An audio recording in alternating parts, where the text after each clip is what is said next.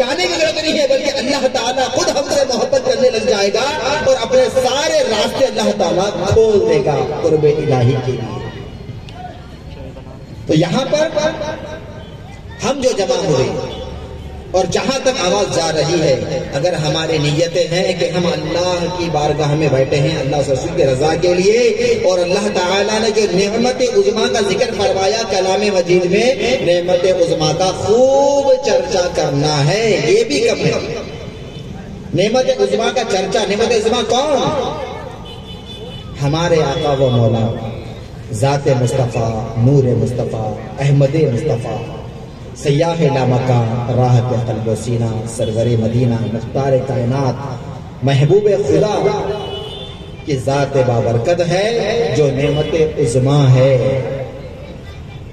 اگر ہم اللہ کے کلام کو سمجھ جائیں، نعمت عظمیٰ کو سمجھ جائیں، تو سارے اختلافات ختم، سارے مسائل ختم،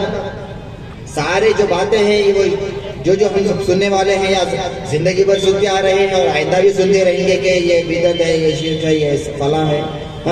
اللہ کے کلام کو سمجھ گئے تو سارے مسئلے ختم ہو جاتے ہیں۔ سرور انبیاء کو اپنے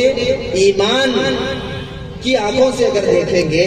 اور دل سے اگر ہم غور کریں گے، ایمان سے غور کریں گے، تو معلوم ہوگا کہ نعمت عظمیٰ ذات مصطفیٰ کے علاوہ کوئی ہو ہی نہیں سکتا۔ نعمت عظمیٰ میرے آقا مولا کے علاوہ کوئی نعمت ایسا ہو ہی نہیں سکتا۔ تو پھر اللہ کا حکم ہے نا کہ اللہ تعالیٰ اپنے آقا مولا کی نعمت کا جو نعمت عظمیٰ ہے ہمارے لیے خوب چرچا کرو۔ وَأَمَّا بِنِعْمَتِ رَبِّكَ فَحَدِّثْ، اللہ کا حکم ہے، کلام ربانی ہے، قرآن مجید ہے، تو ہمارا جمع ہونا فرمان الہی ہے، ہمارا جمع ہونا اللہ کا حکم ہے، تو ہم جمع ہوئے فرمان الہی، رضا الہی کے اور محبت مصطفیٰ کے صدقے میں ہم یہاں جمع ہوئے، اور ہمارا جتنا بھی سجایا گیا ہے، جتنا بھی ہم یہ سب کچھ کیا گیا ہے، یہ روشنی کی گئی ہے، یہ سجاوٹ کی گئی ہے، یہ سب کچھ جو کچھ ہوا ہے، اس کے اندر اللہ تعالیٰ نے اتنی فضیلتیں رکھی ہے کہ اس کا ایک جو ہے وہ اشارہ دیتے ہوئے اپنی بات کو سمیٹتے ہوئے اور مزید جو ہے اور بھی ہمارے یہاں مکرم حضرات اور علماء کرام حاضر ہیں، لہٰذا میں اپنے اختتام تک آتا ہوں کہ یہ جو سجاوٹ ہے، یہ ساری خوشیاں ہیں، تو اس کو ایک مثال دیتا ہوں جس کو امام بخاری رحمۃ اللہ علیہ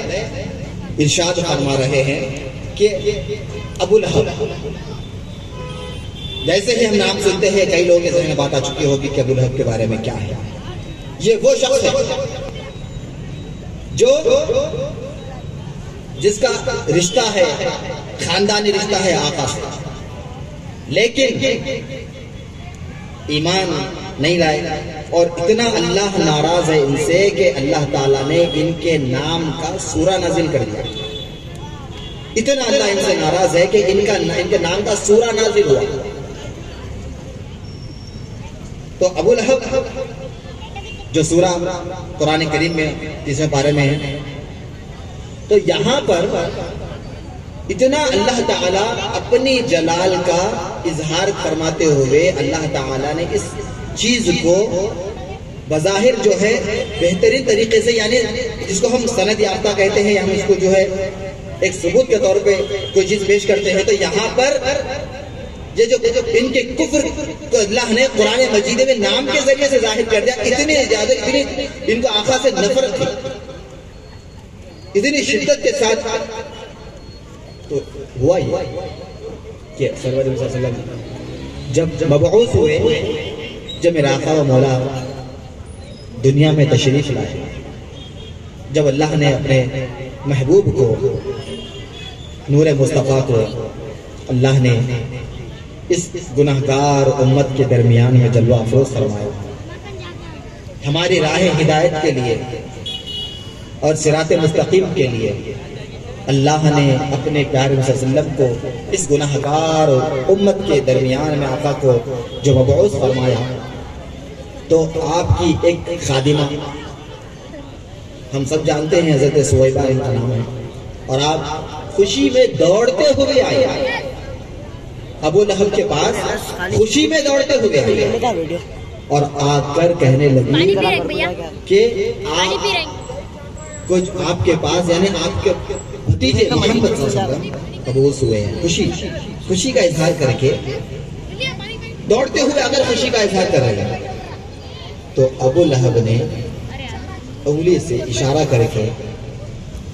آزاد کر دیا۔ خوشی میں ابو لہب نے کیا کیا؟ اشارہ کر کے آزاد کر دیا۔ باقی خادمہ ہے، پر وہ دور تھا ہی ویسا دور، جب بھی جنگ ہوتی جو بھی مال و اسباب ہوتے ہیں یا جو تو وہاں ان کو جو ہے خدمت کے لیے رکھ لیا جاتا، وہ خادمین ہوتے۔ تو آپ نے اپنے بھتیجے کے پیدائش پر یعنی ہمارے آقا و مولا کی پیدائش پر کیا کیا؟ انگلی سے اشارہ کر کے آزاد کر دیا۔ قربان ہو جائے گا جس کو حضرت ابن عباس رضی اللہ تعالی عنہ ارشاد فرما رہے ہیں، روایت ہے جس کو حضرت امام بخاری رحمۃ اللہ علیہ اس کو روایت کر رہے ہیں اپنی کتاب میں کہ یہاں پر کون ہے؟ ابن عباس کون ہے؟ امام المفسرین، جس کو امام المفسرین کہا گیا ہے، یعنی سارے مفسروں کے امام کہا گیا ہے۔ تو آپ فرما رہے ہیں کہ میں نے خواب میں دیکھا، بشارت ہوئی کہ میں نے ابو لہب کو جو ہے عذاب قبر جب ہو رہا ہے تو جب جیسے ہی عید کا دن آتا ہے اللہ ان کے جو انگلیوں سے ایک پانی کا چشمہ جاری کر دیتا ہے، وہ چوس کر جو ہے اپنی پیاس بجھاتے ہیں اور ان کے عذاب۔ اب یہاں پر یہ بات ہمارے لیے قابل غور بہت اہم بات بتا رہا ہوں، وہ بشارت تھی اور وہ خواب تھا صحابی رسول کا، لیکن ہمارے لیے وہ حدیث ہے، وہ ہمارے لیے کیا ہے؟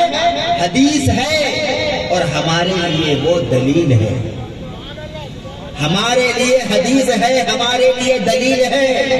اگر وہ بشارت اگر خواب پر اعتراض کرنا ہے تو گویا کہ تم نے امام المفسرین ابن عباس پر تم نے اعتراض کیا، کسی نے بھی اس بات کا اختلاف نہیں کیا، لیکن 1400 سال کے بعد وہ کہہ رہے ہیں کہ نہیں وہ بشارت تھی، اور بشارت جو ہے وہ اجتہاد ہے، اجتہاد کو جو ایمان نہیں بنا سکتے، فلاں نہیں کر سکتے، ایسی باتیں ہر ایک کا اپنا اپنا دماغ کے گھوڑے دوڑانا، لیکن یہ محبت کا تقاضا ہے، یہ محبت ہے، اور ایمان کب مکمل ہوتا ہے؟ جب محبت آقا سے مکمل ہوگی تو ایمان مکمل ہوتا ہے۔ ایمان ہی مکمل، محبت ہی مکمل نہیں ہے تو ایمان کیسے مکمل ہوگا؟ پہلے آقا سے محبت مکمل ہونا